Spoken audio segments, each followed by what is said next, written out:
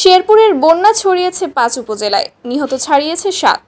আবার শেরপুর বন্যায় ত্রাণ তুলতে তাসরিফ খানের ফেসবুক পেজে পোস্ট। তাসরিফ খান লিখেছেন, এইবার আমার নিজের বিভাগ চরম বিপদে।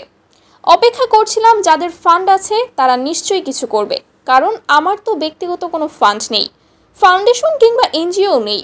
কিন্তু কোথাও তেমন কোনো জরুরি তৎপরতা চোখেই পড়ল না। কতবার মানুষের কাছে টাকা চাওয়া যায়, মানুষ কয়বার কতজনকেই বা টাকা দিবে। তবুও যাচ্ছি, আবারও আপনাদের সহায়তা চাইছি। ব্যক্তিগতভাবে ১ লক্ষ টাকা নিয়ে রওনা হচ্ছি আল্লাহর নামে। পূর্বের অভিজ্ঞতা কাজে লাগিয়ে তাসরিফ স্কোয়াডের সদস্যদের সাথে নিয়ে চেষ্টা করে দেখি কতদূর কি করতে পারি। আপনারা এগিয়ে আসলে আমার কাজ করার হাতে আরেকটু শক্তি পাবো, কাজের পরিধি আরেকটু বাড়বে এবং আরও কিছু বেশি মানুষের উপকার করতে পারবো ইনশাআল্লাহ। আসুন্না ফাউন্ডেশনের চেয়ারম্যান শাইখ আব্দুল্লাহ এবং আসুন্না ফাউন্ডেশনের চেয়ারম্যান শাইখ আহমদুল্লাহ এবং তার নিজের ফাউন্ডেশনের পক্ষ থেকে ফেসবুক পোস্ট করেন। তিনি লেখেন, শেরপুর বন্যা পরিস্থিতি চরম ভয়াবহ।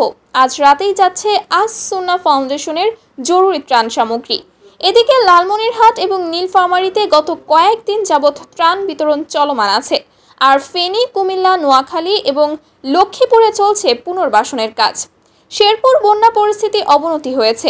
বৃষ্টি অব্যাহত থাকায় বৃদ্ধি পেয়েছে বিভিন্ন নদীর পানি। লোকালয়ে পানি প্রবেশ করায় প্লাবিত হচ্ছে নতুন নতুন এলাকা।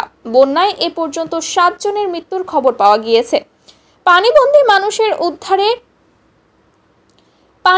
মানুষদের উদ্ধারে কাজ করছে স্থানীয় প্রশাসন সহ স্বেচ্ছাসেবী সংগঠন বিজিবি। শনিবার ৫ অক্টোবর সকাল থেকে সেনাবাহিনীর সদস্যরাও উদ্ধার কাজে যুক্ত হয়েছে। এদিকে শনিবার রাত থেকে নতুন করে শেরপুর সদর এবং নকলা উপজেলার আরও ৭টি ইউনিয়ন পানিতে প্লাবিত হয়েছে। পাহাড়ি ঢল অব্যাহত থাকায় শেরপুরের মহারশি, সোমেশ্বরী, চেল্লাখালী, ভোগাই এবং মৃগী নদীর পানি বিপদসীমার ওপর দিয়ে প্রবাহিত হচ্ছে। এতে শেরপুরের সার্বিক বন্যা পরিস্থিতির ব্যাপক অবনতি হয়েছে। এখন পর্যন্ত শেরপুরের 5টি উপজেলার 28টি ইউনিয়নের 2 শতাধিক গ্রাম প্লাবিত হয়েছে, আর পানিবন্দী হয়ে পড়েছে 1.5 লাখেরও বেশি মানুষ। ঝিনাইগাতি এবং নালিতাবাড়ী উপজেলার সব সরকারি শিক্ষা প্রতিষ্ঠানকে আশ্রয়কেন্দ্র হিসেবে ঘোষণা করা হয়েছে। নকলা থানার ভারপ্রাপ্ত কর্মকর্তা ওসি হাবিবুর রহমান জানান, সর্বশেষ শনিবার রাতে নকলায় 1 জনের মৃত্যু হয়েছে। এছাড়া বন্যায় নালিতাবাড়ী উপজেলায় 5 জন এবং ঝিনাইগাতিতে 1 জনের মৃত্যু হয়েছে। শেরপুর জেলা মৎস্য কর্মকর্তা প্রণব কুমার সরকারের দেয়া তথ্য মতে শুধু ঝিনাইগাতি এবং নালিতাবাড়ী উপজেলায় 2057টি মাছের ঘের ভেসে গেছে।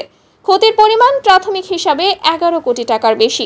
কৃষি অফিসের তথ্য মতে জেলার অন্তত 30,000 হেক্টর আমন আবাদ এবং 1000 হেক্টর সবজির আবাদ ক্ষতিগ্রস্ত হয়েছে। এতে অন্তত 70,000 কৃষক ক্ষতিগ্রস্ত হয়েছে।